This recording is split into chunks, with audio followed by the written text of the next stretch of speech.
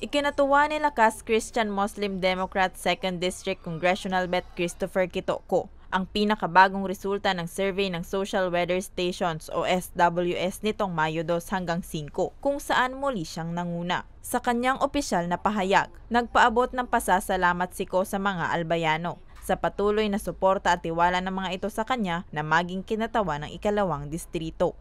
Binigyang diin ni Kito na malinaw sa resulta na nais na ng mga albayano ng tunay na pagbabago, lalo na sa usapin ng basic services. Hindi pa man iluklok sa pwesto ay may mga nagawa ng konkretong hakbang si Kito sa distrito. Kabilang na ang rehabilitasyon ng Albay Electric Cooperative o ALECO. Kasama na rito ang pagbubukas ng substation sa Santo Domingo at ang pagpapatayo ng karagdagang substation sa Ligao City at Culiat, Daraga.